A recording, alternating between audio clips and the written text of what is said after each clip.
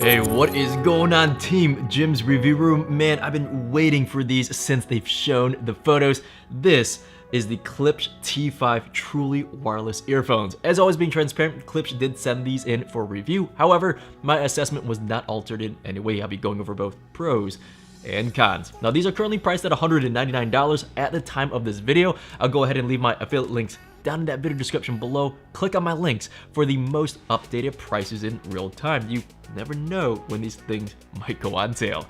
I'm Jimmy with Jim's Review Room, and I'm here to help you guys make that purchase decision. Welcome everyone to another review.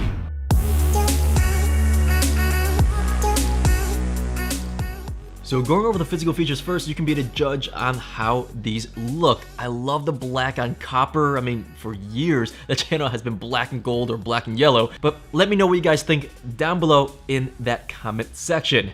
Now, comfort-wise, these were really interesting. Take a look at the port here, or some call it the nozzle. It sticks out quite a bit. Now, this is doing mostly the heavy lifting. The ear tips and this nozzle provides most of the effort to prevent them from falling out of your ear. Now, the T5s do feel comfortable though, and they do stay in very secure when you're sitting and with some casual walking as well. But as you can imagine, comparing these to other truly wireless earphones, these don't fill in the bowl of your ear as much as the competition. Indeed, the T5s do feel light and airy, but if you're a more active person, at least with me, I noticed the seal slightly gets loose since the earbuds have a chance to wiggle around a little bit more here. Hopefully the video demonstrates this well for you guys at home. Now, aside from that, these are not marketed as sport earphones, but they are rated at an IP4 rating, meaning this can be splashed from any direction, and with my testing, the T5s are still working today. Now, looking at the buttons, everything is listed on your screen. One thing I want to point out, these buttons are not too sensitive, and I've noticed if I simply press in, again, because there's not so much contact with the bowl of your ear, you're actually pushing the ear tip into your ear canal once again, and this can be uncomfortable for some. It does take a little bit of muscle memory to tweeze the earbuds with your fingers and then press with your thumb like so. Now, the one feature I see missing at the time of this video is the ability to allow ambient noise, basically noise in your environment, to be pumped into your earphones. Now, Klipsch does state there will be an app that will offer this feature, plus EQ settings and battery level indicator on your app as well, but unfortunately it's not here just yet, so stay tuned. Jumping into Bluetooth performance, this has the latest Bluetooth 5.0 technology, which is a huge plus at the moment. You're future-proofing yourself. Klipsch does disclose this has aptX, which can provide up to CD-like audio quality, but more on my real-world audio assessment very soon. Holy cow, that was a tongue twister. Now, testing the Bluetooth range though, I'm only achieving about 50% of my apartment before the signal starts to crackle. If you're okay with roughly about 20 or 25 feet from here with a wall in between, then you'll be fine. But majority of the competition, especially those with Bluetooth 5.0, I can easily achieve 80 to 90% coverage here in my 1,100 square foot apartment. Now, testing this with video, Android played perfectly fine for both YouTube and Netflix, and for my iPhone, Netflix was fine, but YouTube videos did have a very minor delay. Now, as for pairing, being transparent, Klipsch did send me one unit prior to this, the one that's working right here, and for the life of me, the original unit, the initial unit, was not pairing. It would or could be possibly defective. A second unit was sent to me, and it paired perfectly fine. The pairing, though, was a little unusual, a little bit out the ordinary here, because in the Bluetooth menu, and I'll show you here, it actually shows left and right earbuds. All the other competitors haven't shown this yet, but you can select either one to pair, and once it's paired, every time you take out the T5 from its case, it establishes the connection automatically. The second one has worked perfectly fine. Now, further testing, I did confirm I was not able to pair two devices at the same time. If I'm using this on my phone and then I get to my desk and want to switch to my computer via Bluetooth, I have to unpair my phone and then repair it to the next device, which is my computer here. A little nuisance because of that. Now, I also tested and confirmed the connection between both earphones will stay intact if you take one of these earbuds off like so. Now, jumping into battery performance, the T5s has this gorgeous case here. I really liked it. Some said it's huge, but honestly, from a design standpoint, I can really appreciate this all metal design. It's different, it's cold to the touch, and this is an obvious statement here, but it just simply looks solid, just sitting on my desk. This has USB-C for charging, which is a plus to future-proof yourself.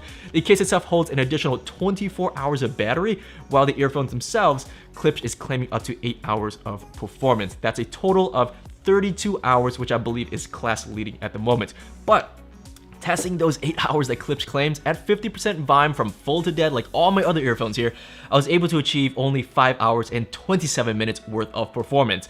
I did this a second time to make sure I didn't mess anything up here, and I got 5 hours and 21 minutes. I was hoping we would achieve something a little bit closer to that claimed number.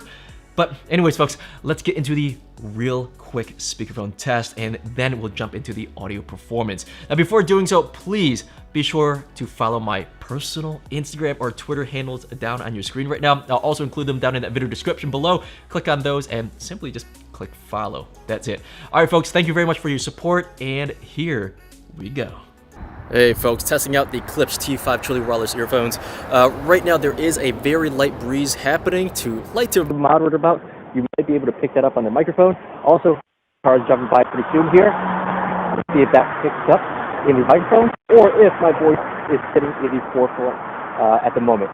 Folks, comment down below. Let me know what you guys think, and put you guys back in the studio. All right, welcome back, folks. So let's touch base on the sound. First, these get loud enough for most people. 50% volume for casual listening, 70 to 75% volume to have that loud yet safe listening experience. Starting with bass, make sure you have a good seal on these and the bass does hit to a balanced or natural level. These are not bass heavy but provides a decent punchy amount. Comparing to the Jabra Elite Sports, which are older but still a great performer, the Jabra sounded to go a little bit deeper and offer some bassy resonance on that bottom end. The Jaybird One XTs are very bass boosted, and then you get up to the Powerbeats Pro bass levels, which is very deep for truly wireless earphones. The Klipsch T5 sits around or just ever so slightly below the Jabra model to give you somewhat of an idea of how bassy these are. The mid-range is very similar as well. It is a clean audio signature. Nothing seems to be artificial. The signature is natural. The mid-range isn't bright nor recessed. Now, I personally would have preferred vocals to be slightly more forward or having slightly more fidelity or resolution, especially on the upper mid-range frequencies. From my experience, the T5s are right there, right in the middle. Though the high frequencies again were identical as well, it could use a bit more of a bump on the top end to make snares pop a bit. But in general, I didn't notice any kind of screeching or tinging in the high notes. In general, it's simply pleasant. Now, you do get sound separation to help identify instruments and vocal work, but that sound stage wasn't as wide as I would have hoped. Overall, these earphones, from my assessment, is good and executes the audio in a very well balanced manner. If that floats your boat, I highly recommend these.